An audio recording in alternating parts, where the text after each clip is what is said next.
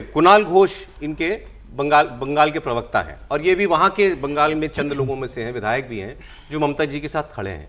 लेकिन इनका भी सपोर्ट मुझे कंडीशनली लग रहा है। ये जैसी जिस किस्म की ये बातें कर रहे हैं, पहले उन्होंने पोस्ट किया था, कुणाल घोष लग रहा है सड़क क्रॉस करने वाले लगे एकदम खड़े हैं, डिवाइडर पे खड़े हैं, पहुंच गए डिवाइडर पे। वो कह रहे हैं कि मैं हूं ममता जी के साथ और ये लोग जो जा रहे हैं ये गलत कर रहे हैं, ये लोग दीदी दीदी दीदी करते थे, आज अचानक क्या हो गया। लेकिन उन्होंने कहा मैं ममता जी के साथ तो हूं, लेकिन जो गलतियां हुई वो दोहराई जा रही हैं, ऐसा ना हो। फिर वो कहते हैं कि हमारी पार्टी को इंट्रोस्पेक्शन करना चाहिए। क्या कोई कम्युनिकेशन गैप था, लीडरशिप में कोई कमी थी, वर्क स्टाइल में कोई कमी थी, हमारी पार्टी को सोचना चाहिए। उन्होंने कहा मैं बीजेपी को दोष नहीं देता, ये लोग बच्चे नहीं है जो जा रहे हैं।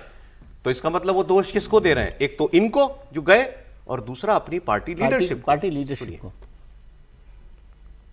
इतना ही मेरा कहना है कि जो लोग एमपी हो या एमएलए हो, ये तृणमूल कांग्रेस से दीदी का सिंबल लेकर 2 दिन पहले दीदी दीदी दीदी दीदी, आज क्या एनडीए के साथ मैं सुन रहा हूं, तो ये क्या पॉलिटिक्स हुआ? काल दीदी दीदी दीदी, वो ममता दीदी का जो इतना स्ट्रगल है, एक ममता दीदी का प्लेटफॉर्म यूज करके हम लोग सब होंगे। फिर अभी थोड़ा बहुत इलेक्शन इधर उधर हो गया तो आज दूसरा घर, इसका कोई क्रेडिबिलिटी होता है? मैं साफ साफ बता रहा हूं, इसका पीछे भाजपा हो सकता है, लेकिन मैं पूरा भाजपा को इसके लिए ब्लेम नहीं दूंगा। भाजपा शायद प्रेशर क्रिएट कर रहा है, भाजपा शायद पुलिस एडमिनिस्ट्रेशन को नमा रहा है, लेकिन जो लोग जा रहा है वो क्या बच्चा है? एमपी एमएलए होने से तो तब तो कोई प्रॉब्लम नहीं था, मिनिस्टर होने से तो प्रॉब्लम नहीं था। दीदी अगर फिर से सरकार करते थे तो वो लोग ही तो मिनिस्टर होने का लॉबी करते थे। तो एक ये है, दूसरा है हमारा लीडरशिप। तो कौन किसको, वो लोग को तो अभी सोचना पड़ेगा कैसे पार्टी किस तरह से चला, कौन लोगों को उन्होंने बड़ा बड़ा पोजीशन दे दिया, कम्युनिकेशन ठीक ठाक था या नहीं था। मैं कल से सोच रहा हूं ये किसके लिए कह रहे हैं, किसको बड़ा बड़ा पोजीशन दे दिया, कम्युनिकेशन। ये देखिए, अभिषेक बनर्जी के खिलाफ अगर ये होते तो इनको अभी बंगाल में प्रवक्ता बनाया गया, कोई पोस्ट भी दिया गया तो वो नहीं होता। अगर ये और अभिषेक से इनकी नाराजगी होती तो ये ममता जी के साथ भी नहीं होते। मुझे नहीं लगता है अभिषेक के बारे में बोल रहे हैं, ये हो सकता है डेरेक के बारे में बोल रहे हो। डेरेक ओब्रायन राज्यसभा के सांसद, उनसे बहुत नाराजगी है लोगों की। डेरेक से भी हो सकता है ये कल्याण बनर्जी के लिए बोल रहे हो, आई डोंट नो। देखिए, अभी तक के जो हालात हैं वो बता रहे हैं कि सबसे ज्यादा नाराजगी टीएमसी में अगर है तो अभिषेक बनर्जी को जिस तरह से जिम्मेदारियां दी गई, पद दिए गए और उनका जिस तरह का व्यवहार रहा लोगों के साथ, उसको लेकर है। लेकिन उसके अलावा भी कई किरदार हैं जो कलकत्ता से लेकर दिल्ली तक टीएमसी के फेस बने हुए हैं। राज्यसभा में भी हैं, लोकसभा में भी हैं, संगठन में भी हैं।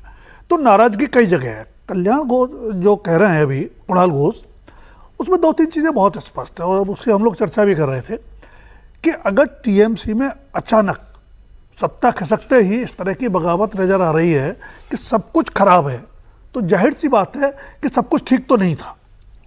ऑब्वियसली ये अलग बात है कि टीएमसी को अगर चौथी बार सत्ता मिल जाती तो इनमें से ज़्यादातर लोग वहीं होते, सोचते भी नहीं, वो गलतियां उनको नजर नहीं आती। लेकिन टीएमसी में हालात खराब थे, उन हालात के चलते नतीजा आया तो पार्टी को इंट्रोस्पेक्शन तो करना चाहिए अगर उन हालात से बचना है, आगे और बदलना है तो। दूसरी बात, टीएमसी में हालात खराब थे, लोगों को अपना कोई भविष्य नजर नहीं आ रहा था, तभी तो बीजेपी को मौका मिला कि उसको एक इनका कुणाल घोष का केस इसलिए स्पेशल है और बात करने लायक है। ये वो आदमी कह रहा है जो अभी ममता जी के साथ है, वो कह रहा है पार्टी सोचे। भाई जो जाके बोल रहा है वो तो चलो बोल ही रहा है, उसको आप मोटिव दे दोगे उसको।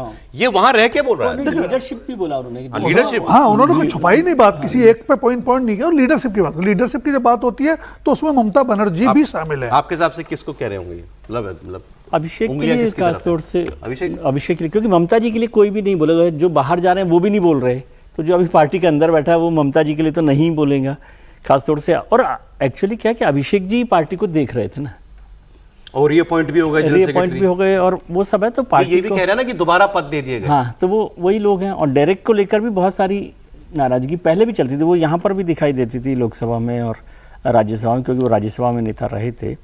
काकोली, देखिए चीफ विप जो है ना बहुत इंपॉर्टेंट है, खासतौर से पार्लियामेंट्री पार्टी के लिए।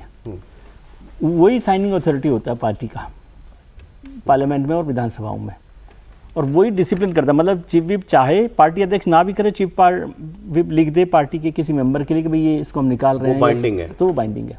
तो इसलिए काकोली घोष का और एक बात बताइए कि मान लीजिए ये चीफ विप, ये विप अपॉइंट हो जाती है, स्पीकर अपॉइंट कर देते हैं। हाँ। अब इनके अलावा जो 6-7 बचेंगे ममता जी की तरफ वाले सांसद, कभी कोई नौबत आई और वो लोग साथ नहीं आए तो उन पे लागू होगा? उन पे एंटी डिफेक्शन लागू होगा, उन पे एंटी डिफेक्शन लागू होगा, क्योंकि ये विप लागू करके कहेंगे वो ये डिपेंड करता है, पार्टी थोड़ी गई अभी, काकुलू गई, डिपेंड करेगा पार्टी वो सिंबल बने रहेंगे। दो अलग-अलग विप थोड़ी होंगे सर, विप तो एक ही होगा। ऐसा नहीं, अगर वो अलग गुट की मान्यता की बना लिया, अलग गुट तय कर सकता है क्या करना, समर्थन करना है। नहीं, लेकिन वो उसके ऊपर थोड़ी टीएमसी अभिषेक बनर्जी पे थोड़ी लागू होगा, या महुआ मोत्रा पे थोड़ी लागू होगा, या शत्रु सिन्हा के ऊपर थोड़ी लागू होगा। मैं पूछ रहा हूं, उन पे लागू नहीं लागू होगा, वो टीएमसी के सांसद है।